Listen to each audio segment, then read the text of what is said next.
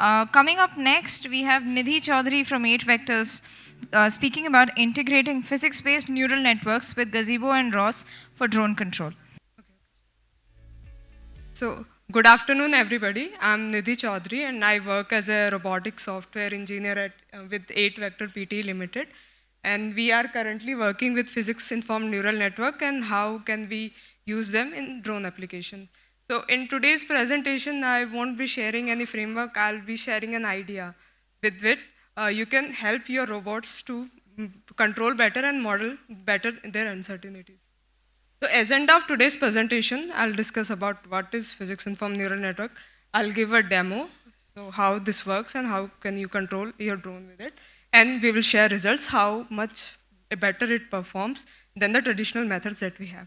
So let's start with what are physics-informed neural network. So I don't think I have a need to explain you like how important neural networks are in today's world. So deep learning frameworks are really effective with learning with data and mapping that data with their universal function approximators.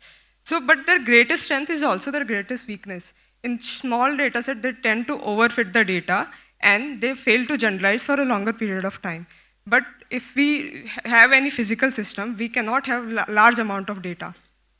So data is the problem. To solve the problem of data, we use physics-informed neural network. With very small amount of data, with very less computational resources, we can have even better results than we could have with normal neural networks. So let's say normal neural networks needs around 100,000 or 200,000 data points. We could do even better with physics-informed neural network in 5,000 or 6,000 data points. We did that and we'll discuss this in this presentation. So idea of physics-informed neural network is really simple. We have a system and we use the system equation and map it in the loss function and have it as a constraint. So don't just follow this physics equation and then map the data. So we have two kind of loss function in it. So we'll see that. So for this sample pin, I'll use the example of a drone. So we use a drone to control, drone control for this example. So let's see. So these are the drone dynamics. These are the translational dynamics and rotational dynamics. But the problem with these dynamics are, they assume ideal condition. They do not map uncertainties with them. So they don't have parametric uncertainties and non-parametric uncertainties. So parametric uncertainties can be modeled as a normal error distribution, but the non-parametric one, like wind gust, rotor friction, they are really hard to model, and we don't have any model for them currently. So how we can solve this problem? Because real world has non-parametric uncertainties. There might be a drone flying and sudden wind gust comes. So to solve that, we use pins. So for first thing, for any kind of neural network, we need data. So for this, we use two kinds of data. One data is of collocation points. That's the equation that gives us. It's the physics data. And the other data is that we record it from the simulation environment or the real drone. So that would be our observed data. So we will train the pin on these two data, one with the collocation points of the physics data and the observed data. So in order to have the observed data, we can use Gazebo or we can use IsaacSim. So in Gazebo, you can use RotorS to record the data with non-parametric uncertainties. And in IsaacSim, we can use Pegasus for doing the same thing.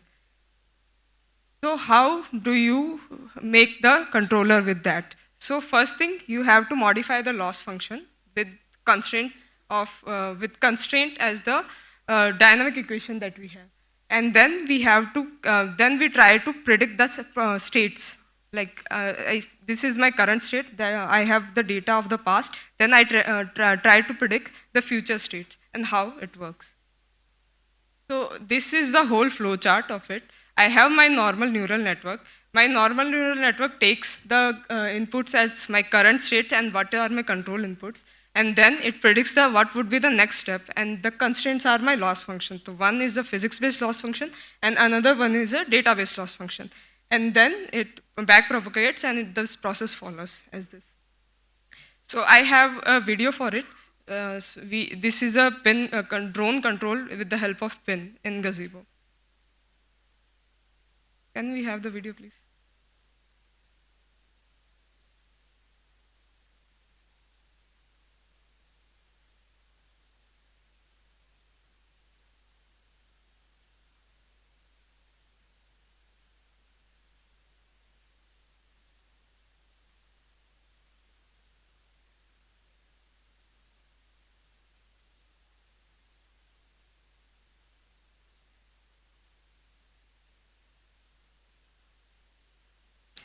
So the controller that running behind this drone to make it run is a pin-based controller. So let's see what makes sense does this make.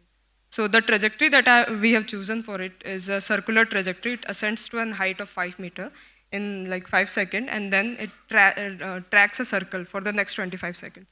So this is our trajectory, and we find out then normal physics-based method, our pin outperforms it by a large margin, especially in the Z direction. It performs like 59% better than the physics controller that we have, non-linear controller. That is the state of the art that is currently being used. So these were our results. In X, Y, Z, in every kind of direction, it outperforms the traditional method that we are currently using. So these are the error tracking versus the physics and the predicted error. We can see the predicted follows the physics one, it follows all the physical laws, but then again it tries to go towards the observed data. So that is why we see the differentiation in this graph is kind of the same, but there is some difference between the physics one and the observed one that we have. So why do we use physics-informed neural networks? What are the advantages for it? So it incorporates physical law. We need very, very less amount of data to have the same result. It is better than the traditional method we use because they don't have parametric or non-parametric uncertainties in them. And it is very cost-effective and a better way to do it. So thank you, and that would be my presentation.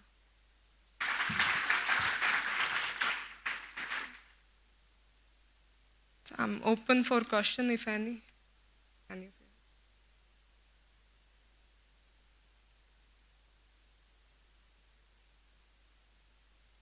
Okay, it seems like none of you have questions, so okay.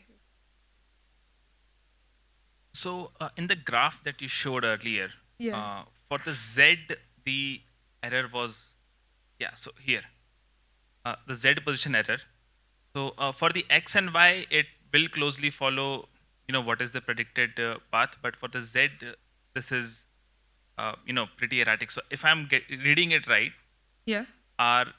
it's not working very well for the Z axis, is it?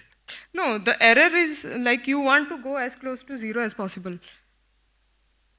So our initial error over Z was very high. But Yeah, because it has non-parametric uncertainties. So we have model sensor data error and all that things. Okay, so that you would have to fix using. So if I were going to fix this, let's say for a multi-robot system Yeah. or a multi-drone system, and I mean these pins are very promising for these controllers. But if I'm going to fix these errors for the Z-axis, how would I go about?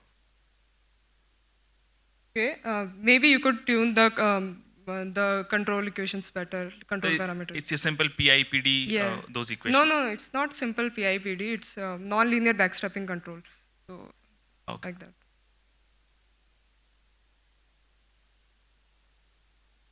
Any other?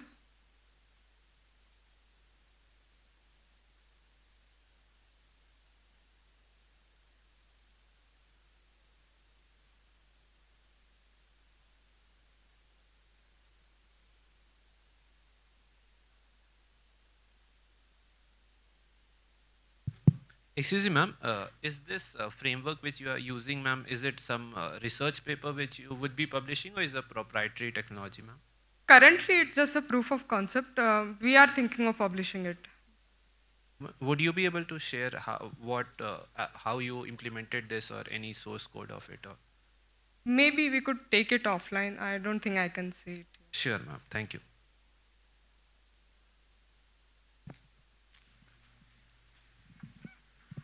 What were the hardware results that you've achieved for this? Currently, it's just a proof of concept. We are planning to implement it on hardware. So when you will be implementing on hardware, there'll be delays, right? So there can be, so in this you have not modeled for the hardware delays. We have non-parametric uncertainties, sensor error, and all these things as a Gaussian. That will be from the sensor, right? Yeah, But yeah. what about the system response? System response that we observed in Gazebo, that's what our observed data. From hardware, there will be, so you're modeled right now for the non-parametric constants, parametric constraints like You have modeled the thrust and everything, right? Yeah. You have not modeled the wind. We and have all. the wind gust, non-parametric like errors we have modeled. Wind gust, it has a wind gust. Around at 20 seconds, there would be a wind gust of around 3 seconds, a random wind gust. So that's why the observed data is deviating from the physical data that we get. No, but you got the data from the simulation, right? So Yeah. from the real world, how will you capture those data? That data, how will you capture? So all this can work on simulation for 5,000, 6,000 points. Yeah.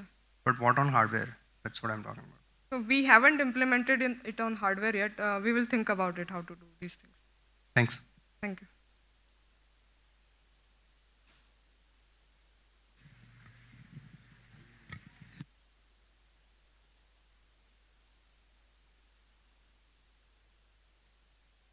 I guess there are no more questions. Thank you very much.